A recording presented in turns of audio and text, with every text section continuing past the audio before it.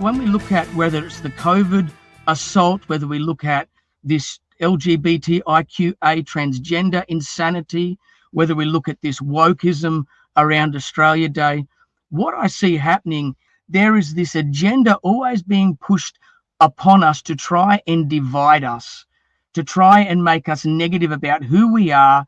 And the only organizations, the only people who want to see or who would benefit from a nation state losing her identity, losing her sovereignty, losing her culture, losing her ethics and the kinds of things that bring us together, the glue that brings us together as a people, are organizations, bodies that are globalist in nature, that are foreign in nature, that would like to control nation states, micromanage them, unelected international globalist bodies. They're the only ones who benefit from the dismantling, the tearing apart of the social fabric of nations and their identity. And I'm going to play that bit of a clip from my speech out the front of Queensland Parliament. As I was saying, that was a time when teachers were coming back to work. We were being docked of our wages. It was a punitive measure by the rogue ALP state government at the time. Well, think about what you're going to say to your grandchildren one day. When this came up, there was a globalist attempted takeover of nation sovereignty, the trashing of national cultures, religious ethics and morals to bring in some kind of soulless, loveless, godless, socialist, AI-driven New World Order. What did you do about it? Did you sit on the fence? Did you run and hide? Did you play it safe? Did you try and keep your position in a crumbling Babylonian world system? Or did you stand up and fight? Did you give it a go? Did you give it a go? Tell your grandkids how much you sacrificed, how much you were prepared to lose, what you were prepared to. People watching this live stream later, there's people watching this video later, I'm talking to you. If you think this is not coming for you, you're wrong. It is. What this rogue ALP socialist Palaszczuk government is doing is cornering and chasing down a little vulnerable group of non-conformist education staff. They want to make an example of us. They want to show everyone what a social credit score system looks like and tastes like. We all have the basic God-given freedom to make a decision about the medical treatments that we receive. Bodily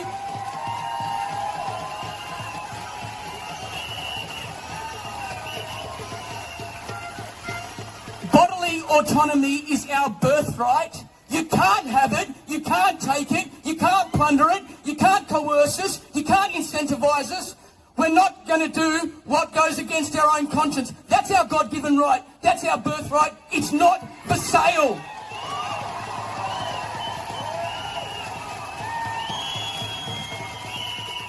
We've done nothing wrong. We stood up for our God-given freedoms. We stood up for our bodily autonomy. It's our right to do it.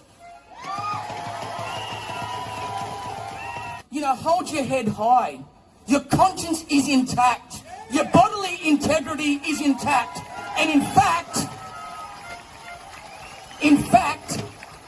people in there should be thanking you. And I don't mind saying that to people face to face when they kind of go, oh, you know, I've got a bit of a breather, I'm not getting the third shot, no way. Well, thank a freedom fighter like me. Thank a freedom fighter like you. Because I tell you what, they purchase 7 or 8 shots per person and they're not stopping it because they just think it's not a good idea anymore. It's because of us. It's because of the righteous resistance that rose up in this nation that they had no idea was there. Well, this was an ambush on a lot of people and they weren't ready for it. I feel like I was born for this day. You're battered and bruised. I tell you what, we're battered and bruised, but we're still standing. And we're always going to stand, and we're not going to be silent, and we're going to keep on speaking, and we're going to keep on turning up. Because we're just getting a taste. This is just a taste, friends, of what's to come. Teachers today, who's tomorrow? Who's next? Who's next? Apathy, lethargy, timidity will be the death of Western democracy and our freedom. So today is a day to decide what side of history you're going to be on, what you're going to tell your grandkids, and what you're going to do from here on in. Why would these woke corporations, and I talk about Woolworths, I mean, their shareholders, BlackRock, State Street, Vanguard, these globalist, multinational companies, who own the controlling shares in these organizations, they're the ones calling the shots. And it's pure gaslighting to keep on saying, oh, well, we're making a commercial decision. I saw one fella come out from I think it was the Drake supermarket chain saying, no, we're going to be selling out of our Australia Day gear. It always sells well. So what's the truth here? The truth is that this woke agenda is all about battering down, beating down national cultures, national ethics, even religious ethics, things that bring humanity together, things that make us feel good about ourselves and helping each other out. And there's a division that comes around this kind of woke stuff. And it's the same with this whole transgender agenda. I'll call it out. This LGBT, IQA, transgender, etc. agenda is the same thing. It's not about love is love and accepting someone for who it is. These things are a direct assault on the family unit. They are directly undermining scriptural authority, the very Christian foundations of our nation. They are a direct attempt to decouple humanity from reality. These biological realities are God's design for humanity. They form the foundation of families, family relationships, godly roles for men and women, raising of children, strong units, which all of this produces strong, productive, peaceful, harmonious societies. And there is this constant barrage, this constant battering against these things, these good, wholesome values.